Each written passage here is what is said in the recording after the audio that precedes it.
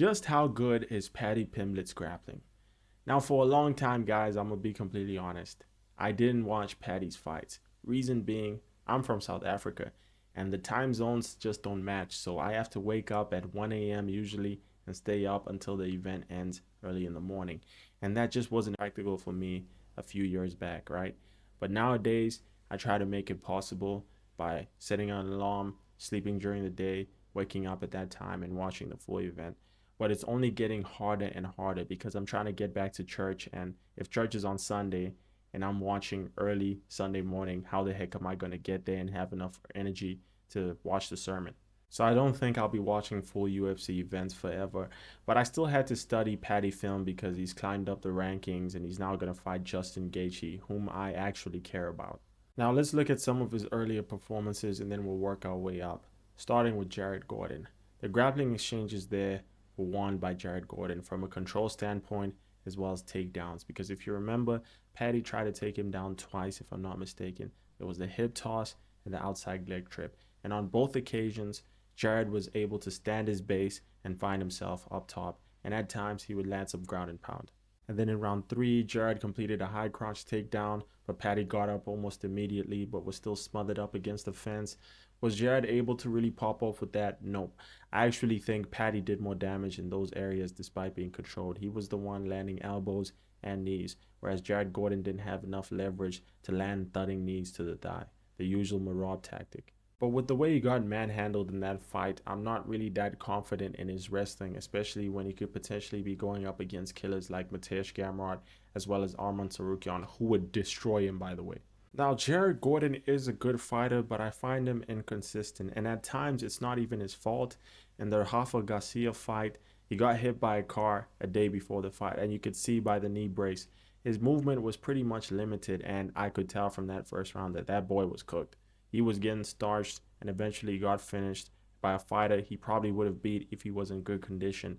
And then there was the Bobby Green fight where there was an accidental head clash, and that's what resulted in Bobby Green finishing the fight, but then it was ruled a no contest. When Jared brings his A game, I think he's good, so I would have to rate that win a B overall. But from a grappling standpoint, I would have to say C, because in as much as Paddy was doing more damage in a lot of the grappling exchanges, his takedowns were getting stuffed. On top of that, he got smothered up against the fence, especially in the third round. So that's not a good look, especially if it's Jared Gordon. His performance against Bobby Green was actually pretty damn good. I remember not much was happening on the feet. Bobby was trying to land side kicks to the legs. Paddy was landing his low kicks. They were pretty thudding, but also very telegraphed. So Bobby tried to counter them with a double leg. Probably not the smartest decision, knowing that you're going up against a BJJ practitioner. So he first ends up in a ghillie, but it wasn't that tight. So Paddy transitions into a triangle choke and sleeps Bobby shortly after.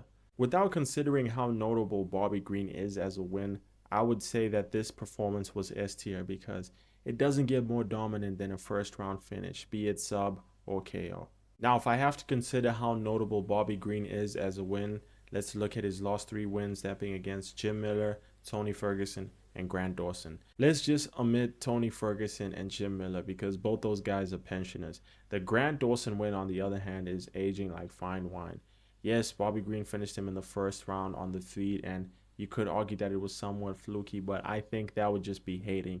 That was a pretty good win. And that same Grant Dawson went on a 3-fight win streak after that, and his only loss was against Manuel Torres, who I think is a very good fighter. He's ranked for a reason. So in conclusion, I would have to rate Paddy's performance over Bobby Green somewhere between A and B. I'm only considering A because it was a first round finish at the end of the day. He couldn't be more dominant than that. But I'm also exploring B because it's Bobby Green he was going up against. I think Bobby is relatively easier to submit. Moving on to his Michael Chandler performance. Now, I think this is going to be a very controversial response, reason being Michael Chandler is washed. He doesn't have that many wins in the UFC. I think his only wins are Dan Hooker and Tony Ferguson, so that's definitely not a good look. But that just doesn't tell the full story.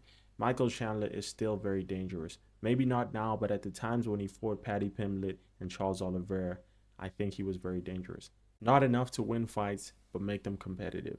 I remember he was able to land quite a number of body lock takedowns. He would just lift Paddy up and beat his face with the ground. He did it on at least 3 occasions, and while he wasn't able to really pop off much with it, it was still very impressive how he was able to control him in the first round. If you remember, after he completed the takedown, he used wrist control to basically win the first round on control time, which is unlike Michael Chandler. You don't expect him to take the high fight IQ approach, but I guess he took some notes. But it wasn't working in the rounds after that. From the moment he gave up his back in round 2, he was cooked. Paddy was attempting arm triangles, rear naked chokes, landing vicious ground and pound from a variation of positions, from the back, full mount, body triangle, and man, it really hurt to see that. And I think his performance against Michael was far more dominant than Charles Oliveira. He never had to overcome that much adversity, and I know Charles gets cracked in almost every single fight, and it's not a surprise. It's part of his style, and we've accepted it.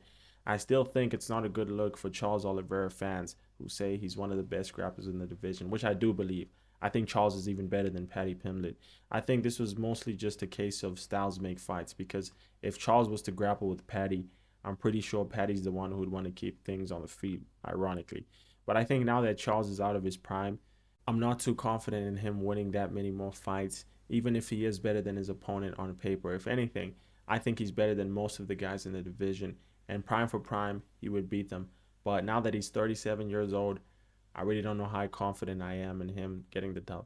But that's a story for another day, guys. Today, we're rating Paddy Pimblett's performances in the grappling department.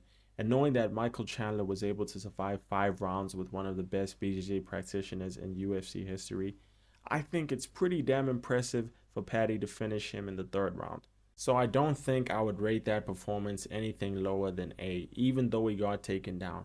If he didn't get taken down and controlled, maybe I would even say S, because I think Michael Chandler, even at his old age, is not an easy guy to hold down, not an easy guy to finish by landing ground and pound or submissions. But anyway, you guys let me know what you think about my ratings, and don't forget to like and subscribe.